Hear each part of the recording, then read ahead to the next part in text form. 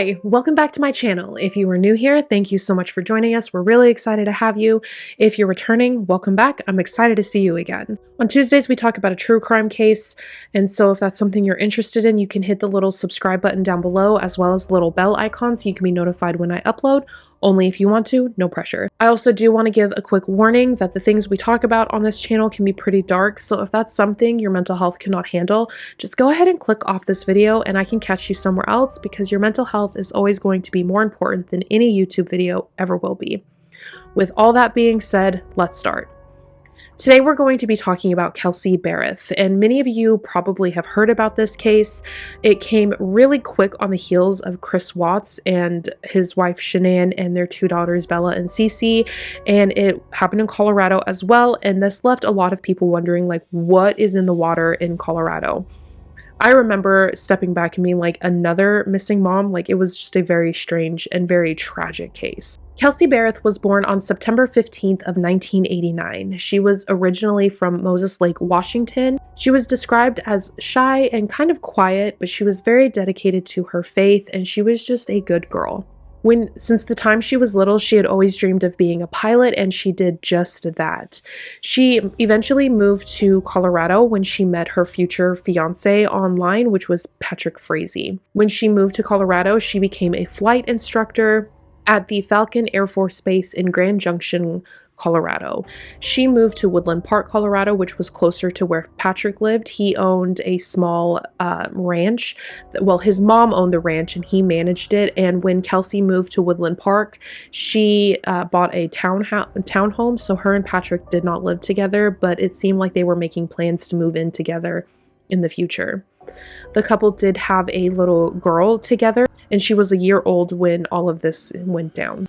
But everyone was under the impression that Patrick and Kelsey were very much in love, and that included Kelsey's mother, Cheryl. She thought that everything was going well between the couple and they were making plans for the future, but that wasn't quite what everything was not quite what it seemed. On December 2nd of 2018, Cheryl, who had tried to get in touch with Kelsey for about a week, Kelsey was not responding to any emails, texts, calls, or anything, and this was unusual behavior for Kelsey. She was in pretty regular contact with her mother, so by December 2nd of 2018, Cheryl decided to call the local Woodland Park police and let them know that something was wrong. She filed a missing persons report. The police decided to go do a wellness check on Kelsey, so they went to her house and they noticed that both of her cars were there, and when they entered into the house, it didn't seem like the house had been robbed. Everything seemed in place, but they did notice some cinnamon rolls on the counter that had gone stale, and Kelsey's purse and her cell phone were gone, but nothing that she would have needed to take a long trip were missing. Like, her makeup was still there, her luggages were still there, and so at first they didn't really seem like they thought foul play was involved, but they did start treating her as a missing person and they did start searching for her. Police did go to her employer and they told the investigators that they had received a text message from Kelsey saying that she was going to take a week off, and none of her coworkers were very alarmed by this because they did know that she had been in a fight recently with Patrick and she was pretty stressed out about this. So they weren't super alarmed by her taking a week off. And when Cheryl talked to Patrick, he told her that he had received kind of the same text message from Kelsey, but when she didn't respond to his text messages anymore, he just assumed that she had put her phone on Do Not Disturb and was just not texting him back.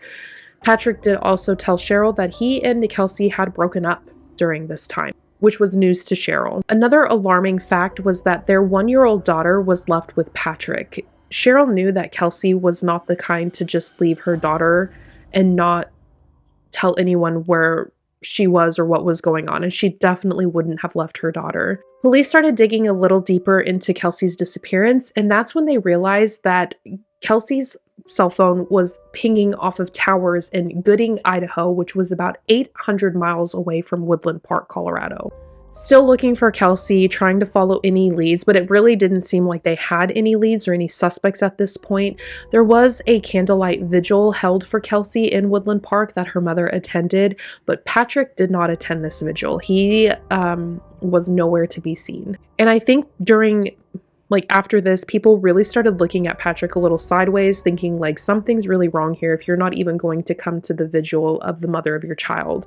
But he told people that he was only informed of the vigil an hour before it started and was not able to make arrangements to come. When questioned about this, Patrick's lawyer told people that he had been completely cooperative with police. He had given his cell phone over to be looked at. He had given a DNA sample.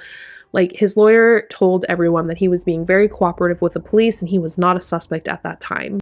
Cheryl decided to go look in Kelsey's home and see if she could see anything amiss, and that's when she found a strange stain in the back of Kelsey's toilet.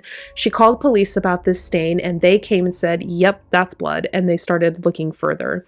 They found blood everywhere in this house. It was on the walls, it was on the towel rack. If you pulled up the floor, there was blood there. Like, there was just blood everywhere in this house, and I think at this point they realized that something was very, very wrong.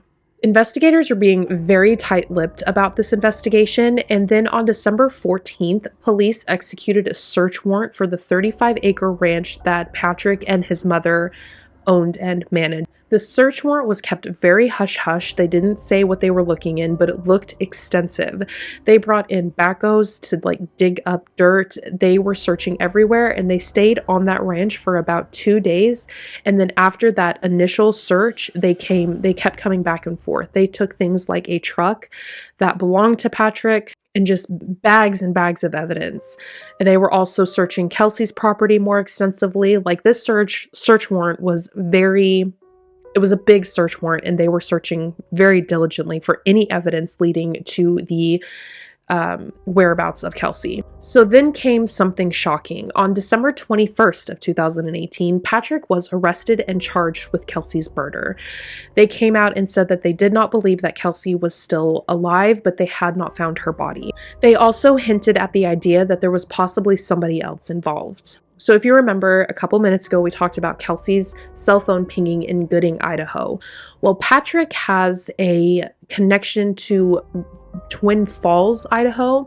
There is a girl there named Crystal Lee Kenny, and her and Patrick had an on-again, off-again relationship for the last 10 years. She was a mother and a nurse, and she was living in Twin Falls, Idaho. And so police were able to connect her with the cell phone, Kelsey's cell phone being in Gooding, Idaho, because Twin Falls is only about 40 minutes away from Gooding. So Crystal decided to basically come out and tell police everything, and she was the key to Patrick's arrest. So here's kind of the timeline of what Crystal had told investigators. On November 21st of 2018, Patrick had called Kelsey and asked her if she was interested in coming and checking cattle with him around the property. This went on from the 21st, that evening, into the early morning of the 22nd, which was Thanksgiving Day of 2018. Patrick told Crystal that during this, he told Kelsey that he was feeling ill, and so they went back home, and Kelsey went out and got medication for him and brought it back, and she arrived back at her house around 4 in the morning. On the morning of the 22nd, Kelsey did talk to Cheryl on the phone, and everything seemed normal and fine. They got off the phone, and around 12:30, Kelsey is seen entering the local Safeway on surveillance footage with her daughter. She picked up typical things that you would need for a Thanksgiving dinner. She had told her mother that she was planning on making a Thanksgiving for her and Patrick and their daughter. And then Kelsey is seen leaving the Safeway at around 12:30 to 12:40.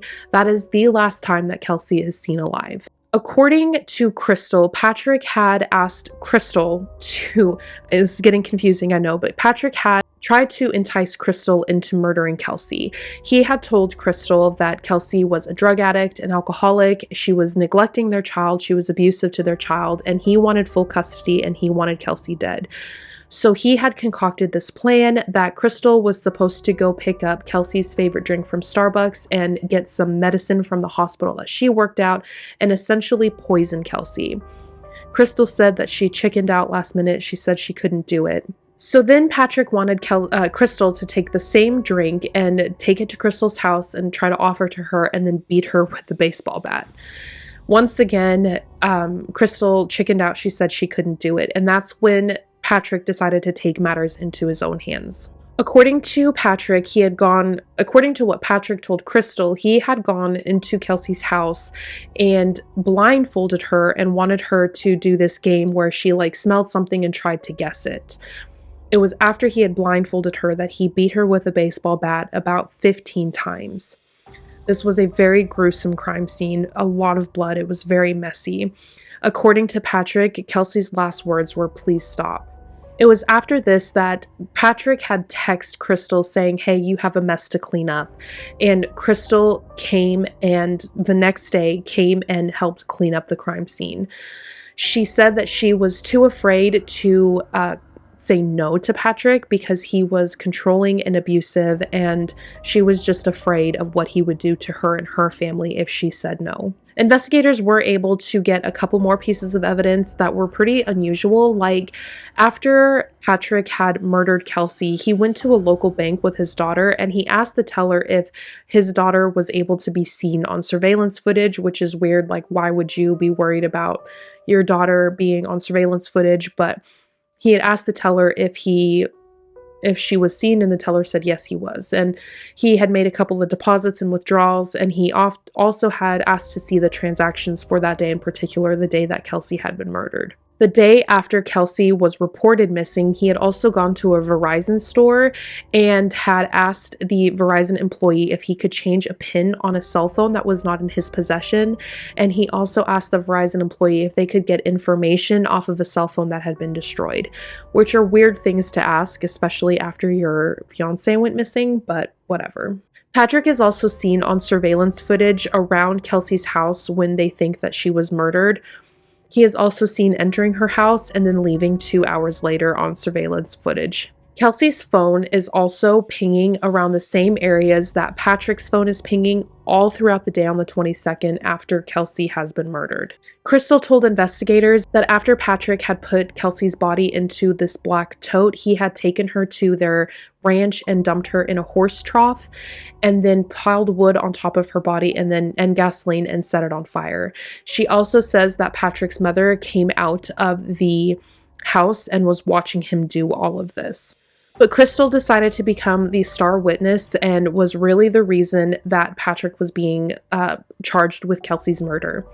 But she took a plea deal and testified during his trial. But what's strange is this Patrick guy is just really dumb. I think he's just stupid because while he was in prison, he was talking to one of the other prisoners at the time and who had gang connections, and he was trying to get him to kill some of the witnesses that were going to testify against him. And he wrote all of these plans on napkins and toilet paper. Now, the inmate that he gave this to was hoping for a lesser sentence on his own sentencing, or he was hoping to get, maybe if he gave this information up, he would get a lighter sentence. And so Patrick was charged with these attempted murders as well.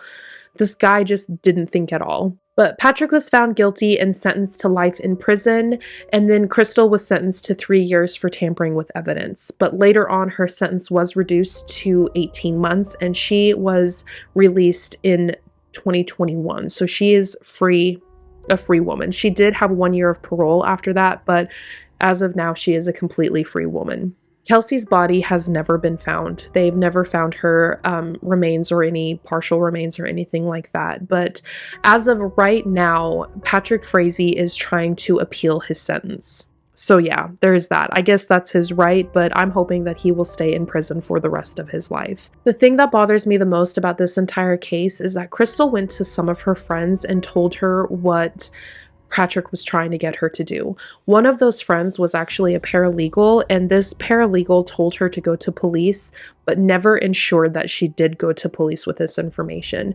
Kelsey's death could have absolutely been prevented had somebody just stepped up and said, "Hey, I'm going to the police with this." And now a child gets to grow up without her mother because of nobody stepping up and doing the right thing. But that's pretty much all I have for you today. I'd love to know your thoughts and comments down below. Do you think Crystal should have gotten a heavier sentence? And do you think that Patrick will win any of his appeals? Leave your thoughts in the comments. And once again, if you're interested, you can hit the subscribe button so you can follow along on this journey. But other than that, I am sending you so much love, and I hope this finds you safe and well, and I will see you next week. Bye.